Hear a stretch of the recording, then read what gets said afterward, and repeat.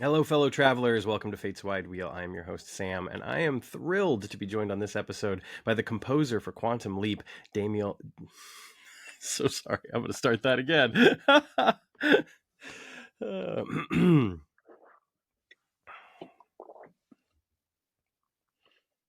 Hello, fellow travelers, and welcome to Fate's Wide Wheel. I'm your host, Sam, and I'm thrilled to be joined on this episode by the composer for Quantum Leap, Daniel James Chan. Daniel, thank you so much for being here. Yeah, happy to be here. Thanks for having me. Absolutely. I'm absolutely a fan of your work on the show. And I have to say, not only on this show, but also for your work on Supergirl, which I enjoyed quite a bit. I know you also composed for Legends of Tomorrow as well. Both of those Arrowverse shows over on the CW, amongst other projects that we can talk about here. But I certainly want to focus on Quantum Leap. The finale has obviously been out and in the world for about a week now. It's had a great reaction, and I just have to say that one of the things that I really enjoyed as well was your score for the episode. Um, so let's just start there. Knowing that this is a pretty momentous episode, and going into it, obviously you've established themes throughout the season and throughout the past two seasons. But how do you approach an episode like this, and does it differ at all from any other episodes that you've worked on? Yeah, this one, season finales are always, there's a lot of extra pressure usually, both from other forces and also that I put on myself.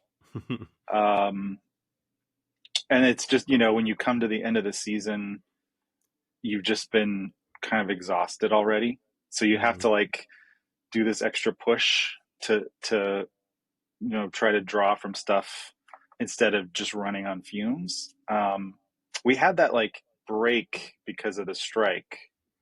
I don't know if you call it a break, unfortunate Sure. pause. So it wasn't necessarily relaxing because everyone was nervous about that and we didn't know when it was going to end. And so it was kind of like a tense several months of uncertainty. But Yeah. then when we got back going, there was this big push so they could meet their air dates in January. And Yeah. so it cut some of our time by a lot. And then they wanted to air the two episodes together in one night. So then we lost some more time. So there was a little bit extra pressure because of time. On top of that, there are some conceptual things in the finale that are really great, but a little bit different than stuff we had done before. Hmm. So I love those kind of challenges, but they also take a little more energy and a little more time. So it was like I really relied on the muscle memory of being under the gun, deadlines, new concepts. So in some ways, it was almost like approaching it as another pilot to another show. Mm. Because of some of the moments where they really wanted to focus on music to propel like that whole sequence, Yeah. building up to the butterfly effect moment. So yeah, it was intense. It's a little hard to like remember. And then we also recorded some live musicians for that. So Oh, they cool. were clearly the producers and the writers were clearly leaning into music, and I really appreciated that. Um, it's nice that they knew the power that it could have for those scenes, um, and then the value of having actual live musicians play, which is not a lot of shows get to do that Yeah. anymore. So it was nice um, to instead of just having everything done in my studio, actually have like a performance, and put it in front of players. Um, Interestingly enough, we had a player who performed on the original show, Oh, so that wow. was that was kind of a nice surprise. That's really cool. What did they play, just out of curiosity? That was a trombone player. Okay, cool. That's super cool. I love that connective tissue. Um, You spoke about the butterfly effect, and obviously that scene, and where it all leads up to is you could argue one of multiple climaxes for the episode, because there are other kind of high points, but that one in particular is very striking because there's not a lot of dialogue, in the build up to that final moment when they're all holding hands in the circle and everything, and so the music really does have to help tell the story. Do you feel you're already kind of feeling a little bit more pressure just due to the nature of the episode and the strike and coming back and the time crunch of it all? But with a moment like that, what do you do to kind of connect to that moment, and then how does the music come out of you? Ooh, that's tricky. Yeah, you have to connect to moments like that. That's kind of the name of the game. I think the bread and butter of what composers should do is to access the emotions you need to access, channel that through, okay, what does that mean in music terms? And then fit it to the scene, right? That's composing. And for those kinds of moments, you try to find a musical idea that creates a little bit of expectation and in delivering that feeling. And so the way I approached that was, okay, how can I um, give you a certain feeling, but then still have it be building, still have it have a little bit of tension, but ultimately you feel this um, overwhelming sense of, this is they're accomplishing their mission. Yeah. So it's hard to know how that translates in my brain to the actual notes, but it's just from experience, and you kind of have to remember the first time you felt those moments, like Mm, the things you saw as a kid where you realized, okay, there's magic here. What's helping produce this?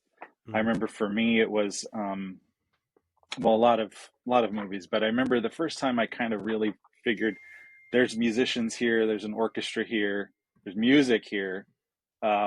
Was watching John Williams do his Boston Pops show on PBS, Oh, where he nice. was doing a big scene from ET Mm, live in concert, and there was I saw this on television, and it's like, oh right, there's the movie on the screen, but then there's this big group of people playing this music, and that's what's giving you the goosebumps.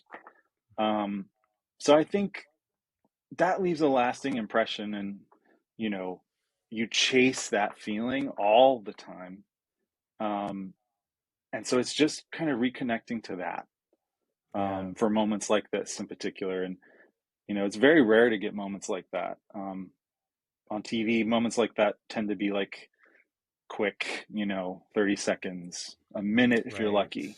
So to have this like drawn out, like almost cinematic thing, was really, really nice. And then to know that they wanted to lean into the big sound, the big orchestral sound. I used to be a brass player, so leaning into brass is also just like, you know, a place I'm very comfortable, and so I wasn't out on a limb. It was like Sure. a very comfortable playground for me.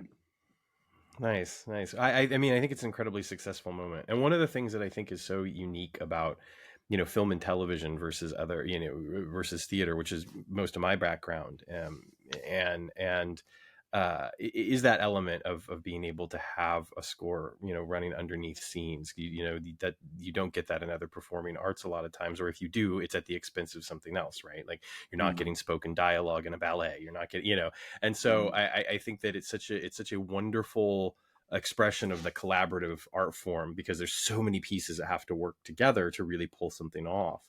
Um, because so I'm curious, when do you kind of come into the process on an episode? Is do you just kind of see the final edit and then have to compose, or do you start composing before that?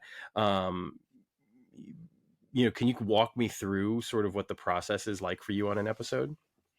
Yeah. On this show and most of the shows I've been on, yeah, I come in when there is a locked cut of the episode or as close to a locked cut.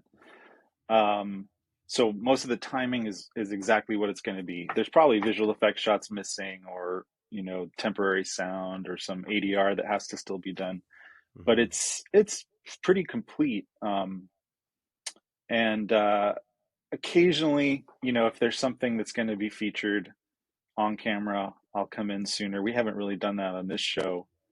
Um, but yeah, so I'm definitely in the post production process.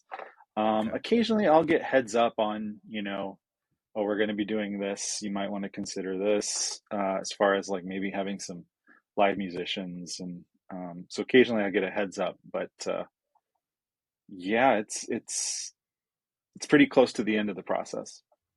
Speaking of which, I had heard, and please correct me if I'm wrong, that when it came time to actually record the live musicians and get the music ready for this episode, that it was less than a week before the episode actually aired. Is that true? Oh yeah, yeah. It was. Well, let's see. I don't know if that's true, Okay. but it was probably about a week or less, um, from when we were going to start mixing the episode. Okay. So that was a crunch. And anytime you write or you're going to record with live musicians, your time to compose the music is cut even further, because you have to Mm, prepare the stuff for them to play, which that takes a lot of time. There's a lot of logistics in that. Um, so as much as of a luxury as it is, it's also you're gonna that costs time as well as money. So it yeah. was it was intense, but I mean, I relied on my background. I think there was one point in the Arrowverse in particular. I was a part of a studio where there were five of us, I think, plus a bunch of other assistants, a lot of Okay. composers tackling Arrow, Flash, all of them. And then we'd be in the midst of the regular seasons, and then there'd be the crossover episodes, which were huge events. Right. And then occasionally I'd be juggling even another project. So I relied on that sort of training to get me through situations like this, where it's like, no, this is tough but doable, and Yeah. that's what's nice about themes. Or and for this show, there's not like so much as like a theme representing so and so or a theme representing so and so. It's more like emotions or situations. Mm, Um, I just felt like we don't want to hit things on the head all the time, in the way that you might do like in a superhero movie or something. sure. Um, but we definitely wanted to have themes that relate to like emotions or relationships. Um, but what's great about that is, you know, you get to continue those or enhance them or alter them or play with them as the season goes on. So that also helps when you're under a time crunch, because you have material that you're going to start from. So you're not doing everything from scratch. So all Mm. those things, contributed to making the time crunch survivable. Yeah. This is a perfect opportunity because something that I really wanted to talk about. You mentioned the themes and emotions, and that characters don't necessarily have them. I do think that this season there's an exception. At least for me personally, it's something that I've just taken to calling Hannah's theme, and you could provide me with the correct title. I don't know if that's it or not, but anytime we've seen Hannah Carson, there's a piece of music that plays, and it's so beautiful. I love it. And not only do I love that we hear it every time that we see her, but that in particular, and as the world burns, as we're getting kind of the goodbye scene between Ben and Hannah, there's this, this longer version that plays. Mhm. You know, Multiple questions here, but let's just start with what is the title of the piece of that music? I think I generally call it like Hannah and Ben Oh, okay. together. Yeah. But you're right. It's definitely more for when she's there. Yeah. Well, actually, only when she's there. So yeah, no, that's true. That it's definitely tied to her. Um, yeah, and that one came out. I was told that, this was the new love interest for Ben, but I assumed it was just for the episode because I wasn't aware Mm, that they were going to do this thing tying into multiple leaps related to the same person. I didn't know that. yeah. Um, and so I thought, oh, a love interest just for this one episode? Like, oh, okay. And so I didn't think too much about it. And because it was set in like the 50s, was I guess when you first meet her in a diner, my brain just went to, okay, what's kind of like a love song from the 50s, and filtering that through the show, creating a theme for them. That's kind of how Yeah. I saw it, as like this innocent thing. And then, oh, we're going to develop this. I was like, oh, okay. And then later on, it was in the Egypt episode Mhm. where they got this other kind of, I guess you'd call it more developed kind of music for their bond. Um, in the scene at the end of the episode when he's leaving. Yeah. So, but yeah, no, I'm glad you liked that. It was fun to try to capture something like innocent like that. Yeah, it's lovely because in a way, it's unlike a lot of the rest of the score, which makes sense because, the character is obviously so unlike any of the other characters that we meet, and yet it fits so perfectly, in that world. When you have the chance to do more with it, and not necessarily specifically to As the World Burns, but even with other episodes like you mentioned, Nomads, um, it, what goes into kind of expanding that or embellishing that piece of music, because it retains obviously that same quality, and it has the same notes, but it's very much, it feels different. So what do you do in those Hmm, instances when you start to kind of expand upon an already established theme? that's hard to describe. It's kind of oh man, that's really tough. Um, Everything is approached by the time you're working with, right?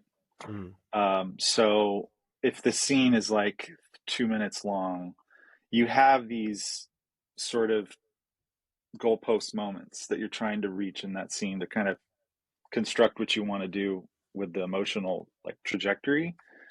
And that guides so many things in your process. So, okay, I have this moment to give you something, but then I really want this moment to have that, like, oh, I feel something here. So you structure it in a way that a certain musical cadence or a phrase or the beginning of the actual theme happens after that line or in that moment to give you that feeling.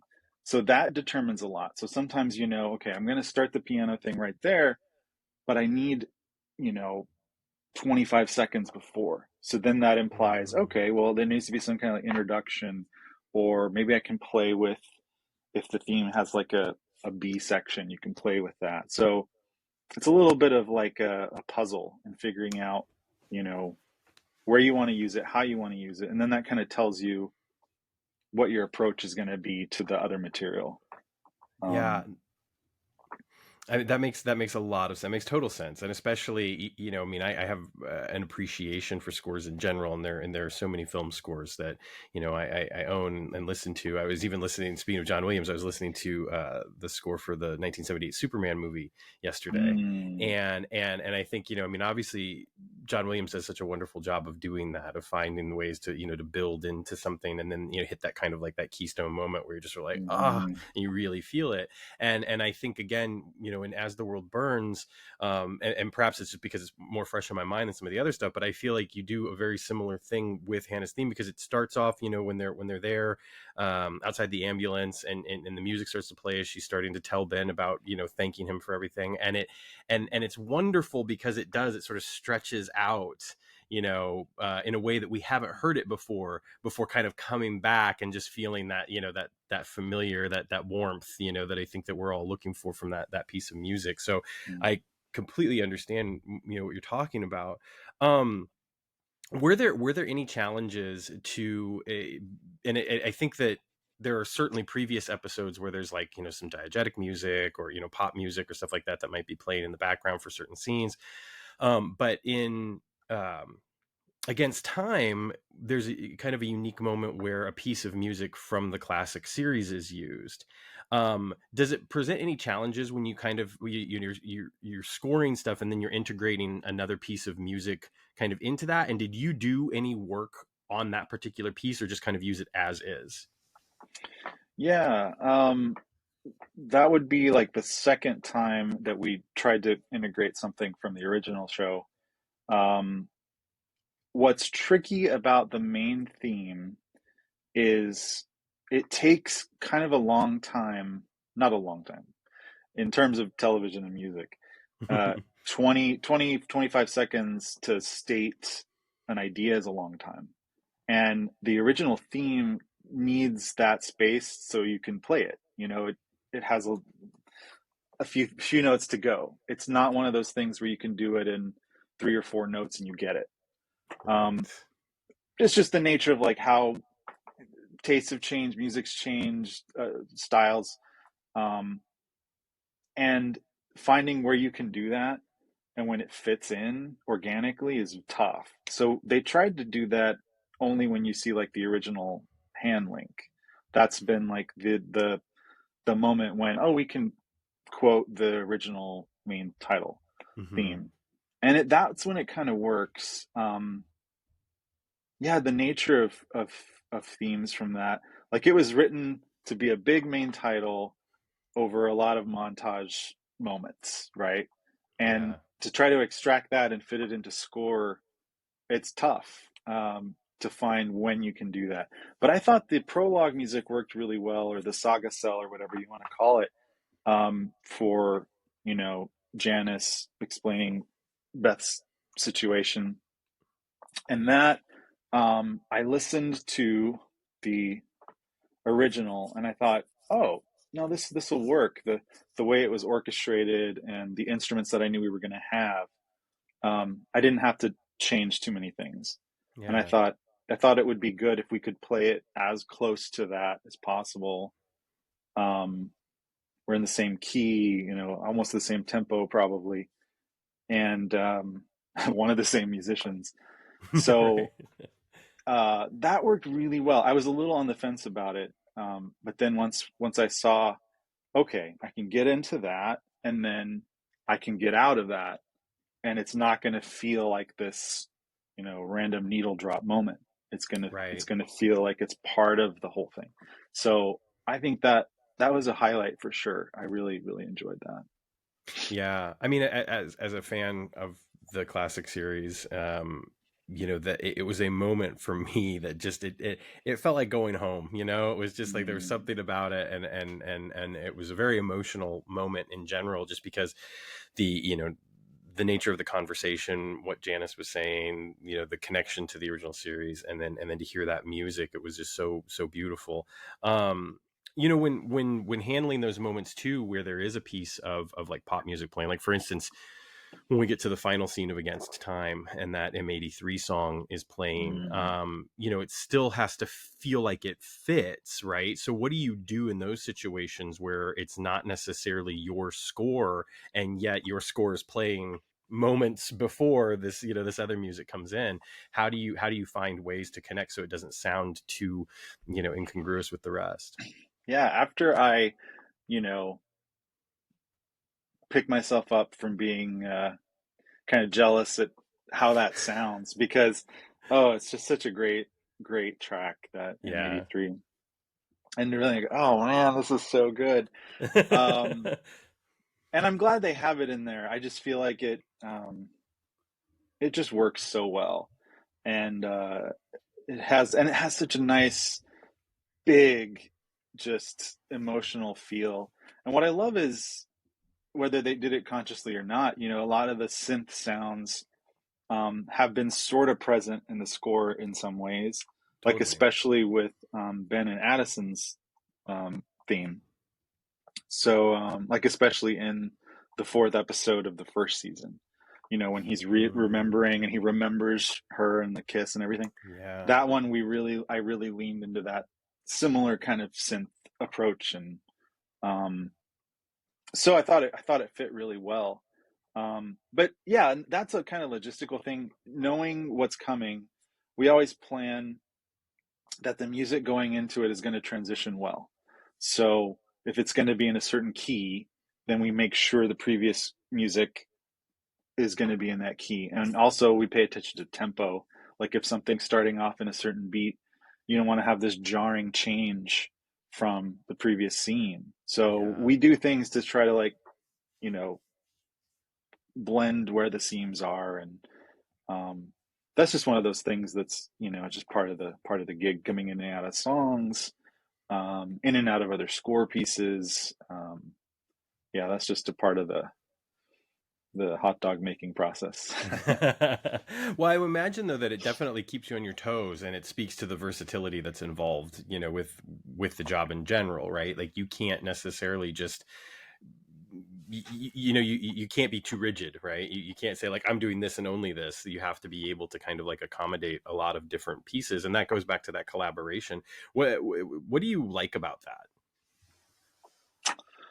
um it just forces you to be open, not just for situations like the in and out of songs, but anything that I do for the show, or any show or any project, could get thrown out at any moment, for any number of reasons. And it doesn't necessarily mean what was there was bad. It just means that it might not have been what was sought, or it was tried, didn't work, or for whatever reason. And that's something that when starting out, you get really hurt feelings. You're like, what's wrong with that? Mm, That was really great. I spent all this time. Or you get angry, or you're like, they don't know what they're thinking. So that part of it is just kind of par for the course, right? Where you might have to rewrite a lot of stuff. Um, so you think of it not just like this is music that's going to speak to the scene or whatever, and it's going to, carry everything. No, you think of it more as the music itself is a counterpart to everything else, the acting, the writing, the directing, the lighting, the editing, the pacing. So it's one of the parts of the machine. It's not the most important part. So you get used to those things early on. You can't be too precious about anything, because they can always mix it down. You have this music where you think, oh, this is going to be great when people hear this, and then you might watch it on TV and go, oh, they, you can't hear anything because they mix the sound effect of the water or something too high. So yeah. so I learned to like do my job, do it as best as I can, and then you kind of have to let it go, and Mm. trust that the people you're working with, um, you know, make it a part of the whole, and not just some kind of like wallpaper, thing. So Yeah. That's a great way to put it actually, because I do feel like there are those times when you listen to especially I feel like it's more in television, and I would imagine that would have to do with the fact that you're constantly working. There's a new episode every week, that sort of stuff, but you do sometimes see episodes of television where it does just kind of feel like the score is just there. It's mhm. not necessarily supporting the whole, or it's not necessarily maybe being used properly. um have there been other episodes that have presented you with unique challenges, or on the contrary to that, provided you with the opportunity to do stuff that you've like always wanted to do but didn't necessarily have the chance to do? Because even like I'm thinking of like Oh Ye of Little Faith, which has a very different kind of feel all around, even the Mhm. score, compared to some other episodes. So I'm just kind of curious as to like what episodes stand out to you in the work that you've gotten to do. For this season, second season, I really loved the Egypt episode, and the one right before, where we're in, Mm. Salem, witch trial era. Um, those two for me were real highlights. Um, Kind of because, I got to lean on other types of music. So in the Salem, I wanted the violin to be a very important part of that, to kind of drive that music and to represent that time period. And I worked with a solo violin player, And anytime you do that, it just creatively opens you up to, you know, not thinking about how many different instruments can I use? How can I use this one instrument to do as much as possible? And that's always a great challenge as a composer. It keeps you on your toes, you know, when you're thinking about a specific person that you're going to be writing for. Um, and yeah, I really enjoyed that. I like the emotion of that one.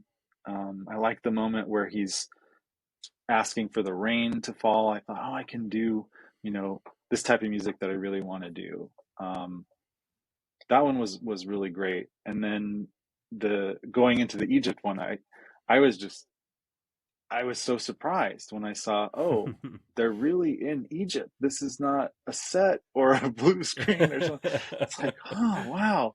So that just like encouraged me even more. I was like, okay, I want to use, you know, these instruments and do this. And then the fact that it was like a spy caper kind of thing. That was just super, super fun. Yeah. Now, I would imagine, coming off of Legends of Tomorrow, which I'm not super familiar with. I mean, I've seen some episodes, but I'm Oh, this not nearly interview's as over. familiar. But I'm leaving. but what the connection is that, in a similar vein to Quantum Leap, there was a lot of jumping through time periods and kind of genre hopping. Not quite as much as Quantum Leap. I feel like with Quantum Leap, maybe they jumped the genres just a little bit more than they did on Legends of Tomorrow. But there's still the different time periods, the different, you're going different spaces. I imagine that's probably got to be a lot of fun for you because you get to do something different. Even though you might be operating in the same sandbox in general, you get to do something different. Is that true? Yeah, yeah, Legends was definitely a good place to be before this show because I would actually say Legends did kind of a little bit more drastic jumps Mm, than Quantum Leap, just because of the nature, they had a spaceship slash time ship, so it right. just opened up more possibility. It's more along the superhero um, fantasy sometimes genre. So maybe a little bit less grounded um, than Quantum Leap. So that definitely got me prepared for something like this, where, one week is, you're in Japan and it's sort of like a Godzilla movie. Another week you're in, you know, picking up, Helen of Troy or whatever. So it's jarring and it forces you to rely on a lot of things.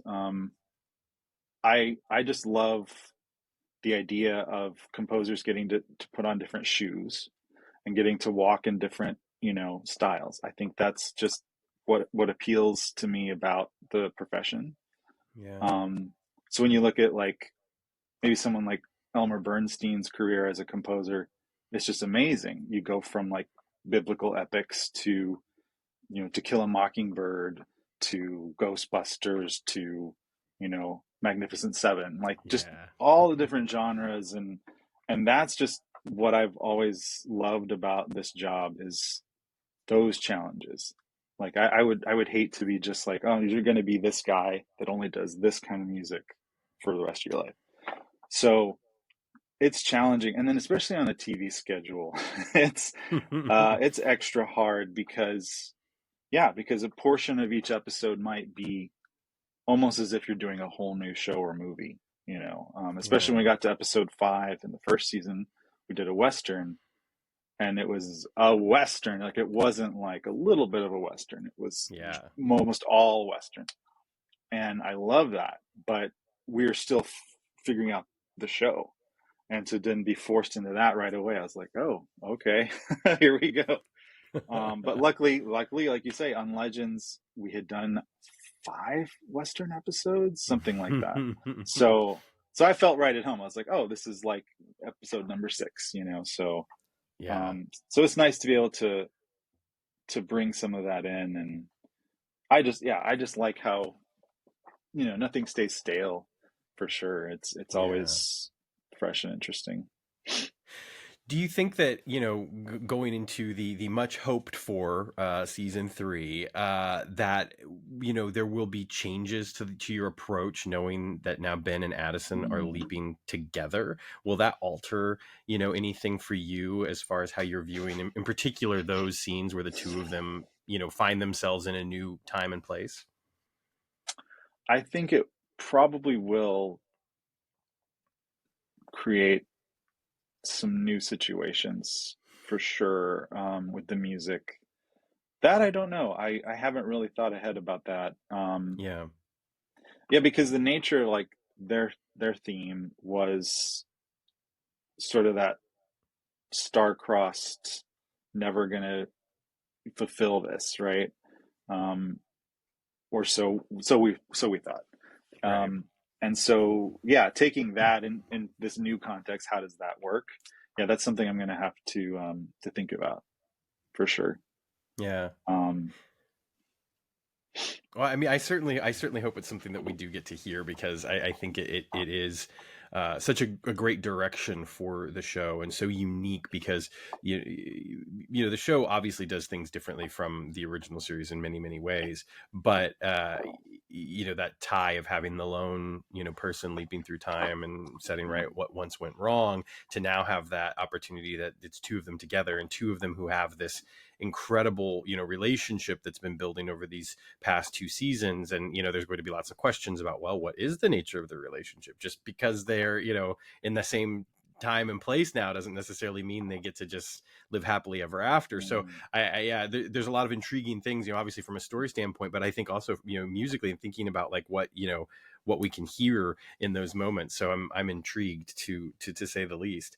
You've mentioned John Williams, you mentioned Elmer Bernstein. I am curious, like, who are some of your other influences, or composers that you are drawn to, even if they are not necessarily like a direct influence on your work?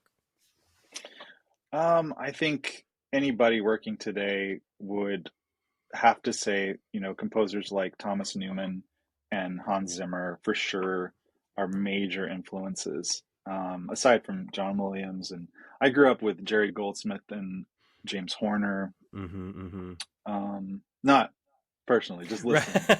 I Right. did not grow up with them.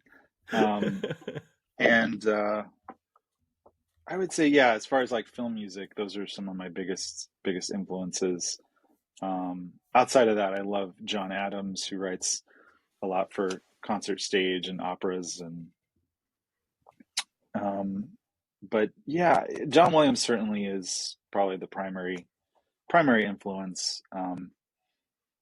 Also, because he's one of those that has fit into so many different types of films. Even just his Mm-hmm. catalog with Spielberg alone, like there's similarities maybe between stuff, but they're also different.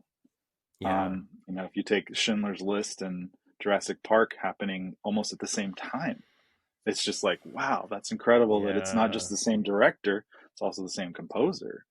Um, so yeah, he's the unreachable peak, I think, for a lot of us, that just shows like not only the excellence of the work, but the constant like evolving and growing and making like amazing use of orchestra. I think that's the one thing people can just really get into about John Williams, is how he uses this ensemble so well, and proves Yeah. that it's timeless, and it can be um, so relevant and so impactful for what his career spans.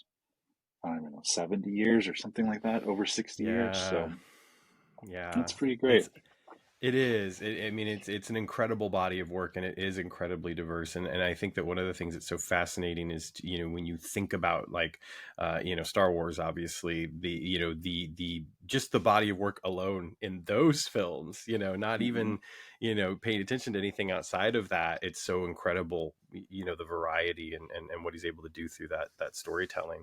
Someone else who I really appreciate, and kind of what you're talking about with the using the orchestra and being able to kind of like take all of these elements and find ways to use them, is I'm always astounded by Howard Shore's score for the Lord of the Rings films, and just how Hmm. again, over the course of those films, like it's just this. There's so much variety. There's so much nuance, and there's so much, just lovely breadth of the work. And I think that that's got to be, I would imagine, a unique challenge for you, is that you don't get to use a full orchestra. That you are, as you mentioned earlier, sometimes just doing it on your own. What does that look like? Like, what's, literally, like, what do you do when you're writing the music for an episode? Yeah, so when it's all in the computer, um, you know, you've learned to keep and discard, and you have a template of stuff you like to use. And if you're dealing with an orchestra, you really have a lot of things for a lot of different instruments. You're going to be using a lot of different sound libraries. I've never found just one thing that you can buy off the shelf that's going to have all the things you want. It's usually, nope, you're going to pick from this, that, the brass from this, the woodwinds from this, the thing from this. So it's a ever evolving process. Sometimes it's a procrastination tool when oh, I need to find a new cello thing. I'm going to go buy that now. Um, so it's I've learned to embrace it. I used to, when I started a long time ago, I thought I'd never want to do that, and then it just became, you have to do this. So I've learned to embrace it, and I know its limitations. And um, but the thing that I think maybe some people fall into that's a trap is, because you can just play with volumes and you can load as many things as you want, you can do things that maybe wouldn't be done with a real orchestra. And Yeah. so there's something that feels sort of false to that. If you're trying to create the sound of a real orchestra, you want to follow the same kind of rules that you would have working with them. So that's something I consider a lot, just to try to help with the realness factor. Uh, but what's great about this show is we have that, but then we lean a lot into electronics and synth elements. So so there's a nice healthy mix, I think, which we don't have to rely on one or the other. We can always have the two together, which is great. Yeah, it's interesting because it makes me think. I had the chance to talk to Chris Grismer a few days ago, who Mhm. directed Against Time, and one of the things that he remarked on was that sometimes, having limitations, or having, there's things that we don't have the money for, we can't do this, or we can't, it causes you to be more creative and a little bit more Mhm. thoughtful with, like, what you are doing, which can create these very special, very magical, genuine moments. You find that to be true, on your end as a composer as well? Yeah, absolutely. Yeah, I used to think if you don't have 70 or 80 piece orchestra, why bother? But I learned that no, that's not true. On many cases we don't have that. So you figure out how to use what you have, and yeah, it can be very um it can inform, yeah, your process and your art. And I think limitations are key. I really do.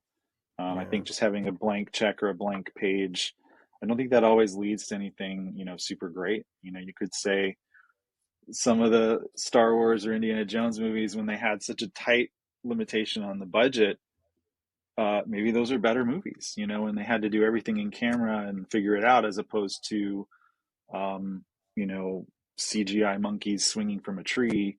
It just didn't maybe have the same kind of impact as the smaller $40 million, $20 million movie that was Yeah. tighter and more real. So I think Yeah. limitations on art are very important. Yeah, no, I completely agree, and I think that that's a wonderful statement, and it's a reminder that, you can.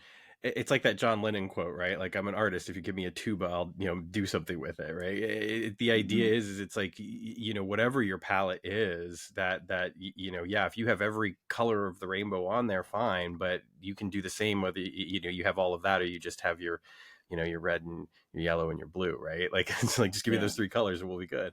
So, speaking of limitations, I mean, we talked about the time crunch, but one of the other things that's fascinating about modern television, I think, in a lot of ways, is that we no longer get, for a lot of television anyway. like opening themes and that sort of stuff. You mentioned the classic series earlier, and about Hmm. how it was, you had more time, and it was like, how do we make this work because we're a little bit more compressed.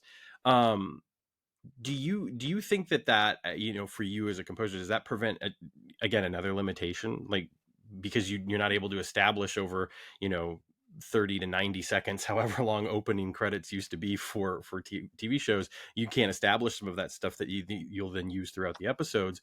Or again, is it one of those limitations that allows you to maybe be a little bit more creative and have the opportunity to say, like, well, I don't necessarily have to stick with this, you know 90-second piece that I wrote once and now is going to be Hmm. stamped over everything for the next, 5, 6, 7 years or whatever? Yeah, I think it's a little bit of a mixed bag because when working on this show at the beginning, um, we had started on episode 2, actually, the space episode. That was like what was becoming, or what was getting like sort of the pilot process, was that episode. And it wasn't sure initially what kind of main title there would be. And so that was figured out later. So I was like, okay.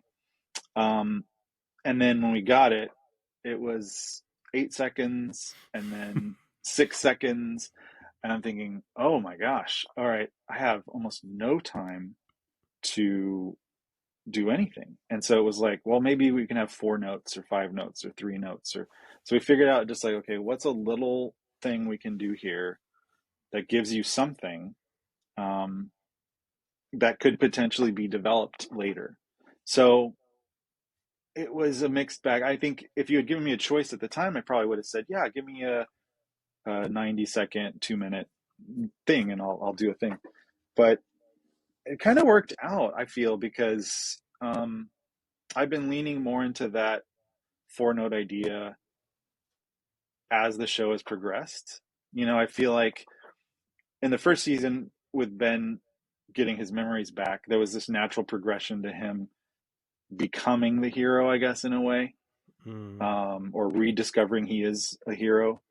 Um, and so I think not having that main theme kind of worked out because we would have already sort of given it away, right? I mean, people would have known, but he would have already been whatever that music was.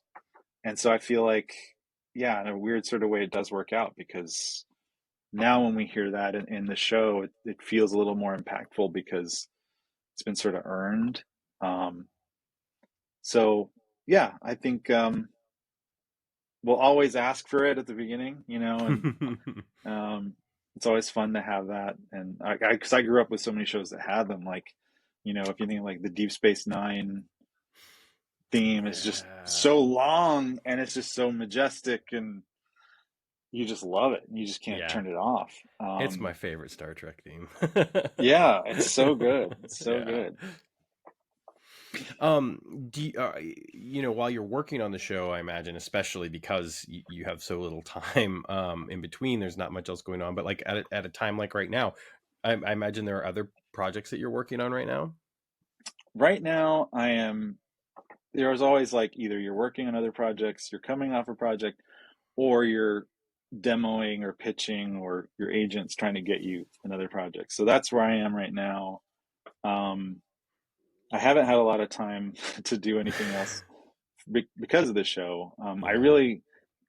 I think it's very music intensive, and it's just hard, I think, to juggle multiple things as it is now. Um, so yeah, I'm in the process of that, and then I have some concert music that I've been wanting to work on that I now have no excuse. So I'm doing that. My husband actually filmed 2 short films recently, so he's got me doing that too. That's awesome. So there's stuff to do. Yeah, I love that. I love that. I neglected to ask this earlier, so I figure I'll ask it now. Did you have any um, connection at all, whether you'd seen it or heard of it or anything, to the original series before you came to work on the revival of Quantum Leap? Just as a casual watcher. Yeah. So it was on TV, and I would see it. Um, I think I'm sure there are huge gaps in my knowledge of the show. But yeah, I would see it occasionally. Like a few episodes stick out in my mind. But yeah, it was definitely there. It was definitely a part of my child's viewing experience. And I remember there being a lot of things I didn't understand because, Mm, it mm. wasn't geared towards kids. Sure. So, so there were several of the heavier episodes that I remember just being uh, not traumatized, but exposed to some things for the first time. Yeah. And so yeah, so I have this like where if I were to see Scott Bakula on the street, I'd be like, oh, I know him, because of shows like this and Enterprise. But it's like, yeah, he just had one of those personas and faces that just like you feel safe, like you feel like you can trust Hmm. him and that he's a good guy and that he's out to do what's right. So that's definitely a part of the makeup of my early exposure to TV for sure. Yeah. Um, I do want to go back and rewatch some of it just to see how much of it's being, tied in. Um, when I Yeah. first started, I wasn't sure how that was going to go, and it's nice that it's not, you know, we're going to throw all that out and we're going to do this. Or so I really like the respect and reverence they have for that. I think that's really key. I agree. I agree. It's, and it's funny because I know that there are portions of like the fandom that want more of it, but I Mm-hmm. think that the truth is that what we've gotten has just been so beautiful and so lovely, and reverence is the right word. There is this reverence for it, and having somebody like Deborah Pratt involved with the show, I mean, clearly that's going to have an influence. And just in the conversations that I've been lucky enough to have with writers and producers and actors, there's an awareness there. But I also really love and respect the fact that there's an awareness and an appreciation, but there's also a desire to do, to tell our own story, and to not just do the same thing that was done again, which I would imagine for you as a composer, like, it's the same thing. You wouldn't want to just try to replicate or find something that dovetails with the original score, or whatnot. It's like that's not going to work. And I had the chance to talk to Ray on Friday, and he was talking about when he got the job, he started watching the show again, and then he had to stop because he realized that he was getting on the set and feeling like Scott Bakula as opposed to Mm-hmm. feeling like himself. And so I just appreciate so much of what has been done with the new series. I mean, I love it. Obviously, I wouldn't would be talking to everybody and singing its praises online if I didn't. And I genuinely, I have a great appreciation for your work, and I think that again, for me, like, Hannah's theme has just been such a highlight and something that I latched onto as soon as I heard it. It's such a beautiful, beautiful piece of music. And um it's one of those, it's one of those pieces that just like lives in your head. And it's not just the music. It's like it sets the whole mood, the whole, I could see Eliza's face in my head. I could, you know what I mean? It's just, and so it's really lovely. um and I think that the score for Against Time, you mentioned this earlier, was suitably cinematic, and gave us the opportunity to really just, yeah, to feel, to connect with it, and the way that everything came together. I love the collaboration just in general, and I felt like Against Time was a perfect example of that. Something that I've been asking people recently, and I know that you had the chance to speak to Matt Dale at one point, who's a member of our community that we lost in December. And I loved him dearly, and I miss him so much. But one of the lasting gifts is he's made me think a lot about what inspires people to do what they do. And I know how hard he worked on so many of his endeavors. And I would just love, if you don't mind, I'm going to ask you this question, and to hear your response: what inspires you?